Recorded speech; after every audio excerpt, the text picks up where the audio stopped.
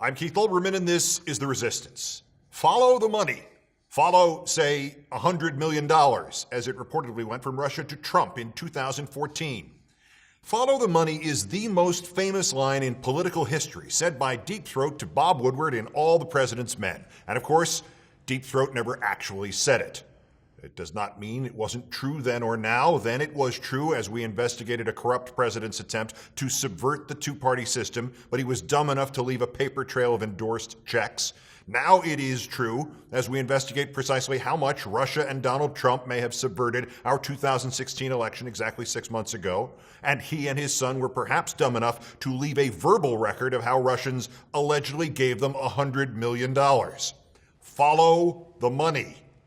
James Dodson is a golf writer, an expert, the co-author of Arnold Palmer's autobiography, and over the weekend he was featured on a sports show, the regular sports segment on the Boston public radio station WBUR, where he recounted being invited to play golf with Trump at Trump's new club in Charlotte, North Carolina 3 years ago, 2014, to play with Trump and Eric Trump, and to immediately not just wonder how Trump was financing all his golf courses when the world of golf had never really recovered from the 2008 recession, but to ask him how.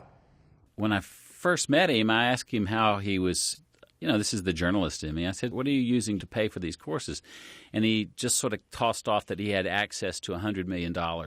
Donald Trump had, quote, access to, unquote, $100 million for what James Dodson knew was one of the diciest investments in the world, luxury golf courses, 3 years ago. That wasn't all of it. Dodson also says he was paired with Eric Trump for the first 9 holes. So when I got in the cart with Eric, as we were setting off, I said, Eric, who's funding? I know no banks, because of the recession, the Great Recession, have touched a golf course. No one's funding any kind of golf construction. It's dead in the water the last 4 or 5 years. You still have time to make your guess and grab your popcorn. And this is what he said. He said, well, we don't rely on American banks. We have all the funding we need out of Russia. I said, really? And he said, oh, yeah, we've got some guys that really, really love golf, and they're really invested in our programs. We just go there all the time. Donald Trump boasting to a golf writer that he alone had access to $100 million to invest in golf courses, and Eric Trump explaining that we have all the funding we need out of Russia, and we just go there all the time. And you and I are listening to the ground and sniffing the wind for evidence that the reported possible Trump-Russia grand jury met in the Eastern District of Virginia today, maybe, and we're parsing the new testimony of the former acting attorney general who tried to warn Trump about the treachery of General Michael Flynn, and we're sitting through the claim that there are anywhere from 28 to 42 names on the FBI Trump-Russia target list, and while we're expending all that energy between them, Donald and his son, moron twin number 2, may have told a golf writer at a Trump golf course, my God, it's always him in some of these goddamn golf courses, that as of 3 years ago, the Russians gave them $100 million. Follow the money. I mean, at minimum, if this is true, Eric Trump made his father out to be a liar. February 7th, Trump tweeted, I don't know Putin, have no deals in Russia. Is this the part where we take him seriously but not literally? That he thinks of a Russian-funded golf course in Charlotte not as a deal in Russia, but as a deal in North Carolina? In addition to all of the non-mainstream media coverage of what Comey is doing behind the scenes and how many FISA warrants were granted last year and what's up with the Russian company Alpha Bank and its links to computers inside Trump Tower and whether hacked voting rolls were traveling from Moscow to the Alpha Bank computers and then traveling from the Alpha Bank computers to the Trump Organization computers, there is just as much media coverage of this labyrinth of financial connections between Trump and Russia. Like the old but true cliche goes, they didn't send Al Capone to jail for killing people. They sent him to jail for cheating on his tax returns. And oh, by the way, a respected golf writer comes out in the middle of this and says Trump and Eric Trump told him 3 years ago that the Russians gave them $100 million, which might have inspired this last Sunday morning.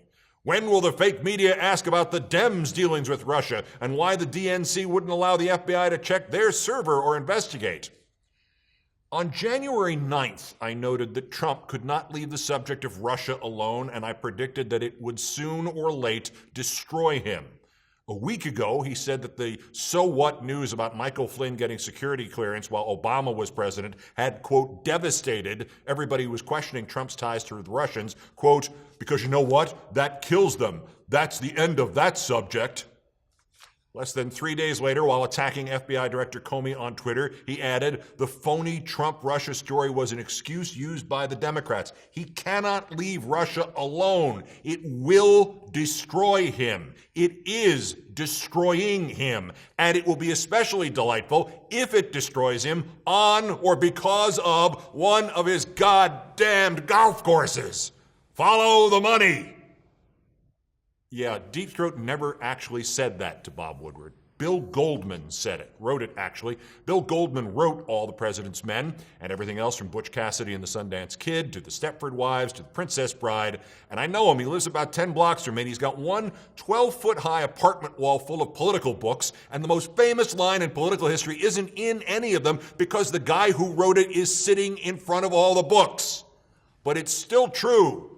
Follow the $100 million in Russian golf money.